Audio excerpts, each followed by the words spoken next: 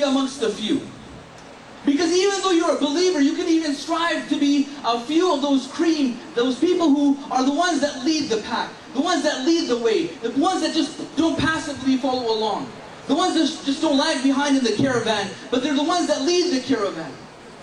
Allah subhanahu wa ta'ala, He tells us in Surah Al-Waqiyah, وَالسَّابِقُونَ السَّابِقُونَ أُولَٰئِكَ الْمُقَرَّبُونَ, that the ones that are the sabiqun, the first, the foremost, they're going to be closest to Allah subhanahu wa ta'ala.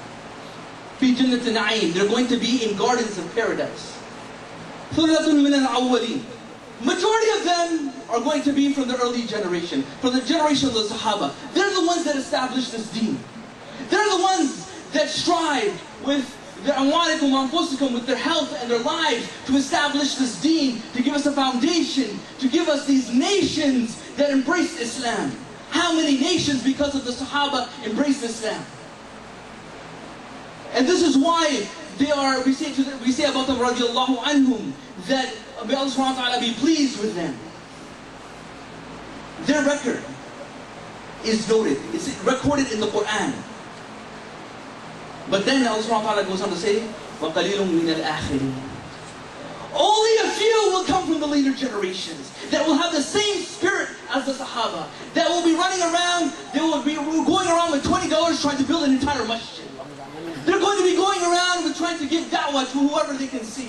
They're going to try to help the poor. They're going to try to give izzah to Islam. They're going to try to do something for the sake of Allah subhanahu wa ta'ala with every core of their being, like the Sahaba did. Very few will come from the later generations. So my dear brothers and sisters, this strength, this izzah, the thing that's going to give this power to this ummah are going to come from a few, from a minority. I want you to imagine what Rasulullah ﷺ may have been thinking about when he was making the hijrah to Medina. That you have the Quraysh after him. You have an army after you to try to kill you, to try to assassinate you. And so, maybe in our minds right away, if we think, okay, we need to get from point A to point B safely, we need to have a huge entourage around us. We need to surround ourselves with an army. We need to protect ourselves with as many people as possible. How many people did Rasul ﷺ pick to make hijrah?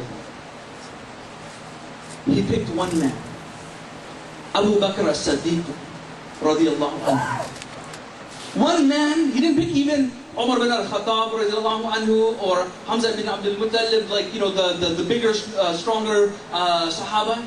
He picked Abu Bakr as-Siddiq radiyallahu anhu. One man to make hijrah with him. And subhanAllah, this one man acted like an entire army. And our Rasulullah, he said also in another hadith, he said that no wealth benefited him more than the wealth of Abu Bakr as-Siddiq radiyallahu anhu. And subhanAllah, when they were walking, when they were traveling, Abu Bakr as-Siddiq sometimes would walk in front of our Rasulullah, and sometimes he would walk behind him. And sometimes when he would be walking behind him for a while, he would walk in front of him. And so Rasulullah asked him, why are you doing that? Why do you sometimes walk in front of me? Why are you sometimes walking behind me? He said, Ya Rasulullah, when I feel that the enemy is going to ambush you from the front, I walk in front of you to protect you. And sometimes I think maybe the enemy is going to ambush you from behind, and so I come behind you to try to protect you.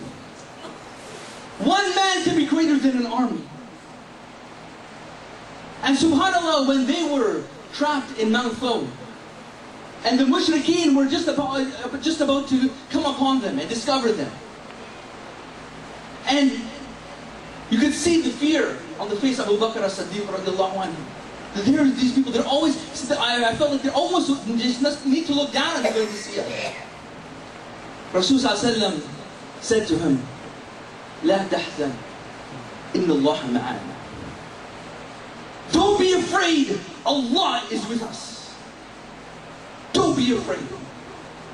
And that's why I say to us, being minorities in this country, لا تحزن. I say to our sisters amongst us, who are struggling with their identity, being bombarded 24/7 by all sorts of different psychological attacks, لا تحزن. I say to our mothers, who are struggling to raise righteous children, لا تحزن. I say to our fathers, every day provide an Islamic environment for their children. لا تحزن. I say to our brothers who are being bombarded and with peer pressure in the schools and being made fun of because they don't have girlfriends, لا تحزن. And I say to those volunteers and those people leading the charge for Islam and struggling so hard and putting their wealth at risk, their family at risk, their health at risk, لا تحزن إن الله معنا. Allah is with us, and if Allah is with you, who do you need? Who can do anything for you if Allah subhanahu wa ta'ala is not with you? Allah subhanahu wa ta'ala was with the Anbiya, and their record is solid. Their record is guaranteed, and their place in the Akhirah is guaranteed, even though they were a few. And for us, my dear brothers and sisters, even though we may be a few, as long as Allah subhanahu wa ta'ala is with us, we have nothing to fear, but rather we have simple, just to feel happiness.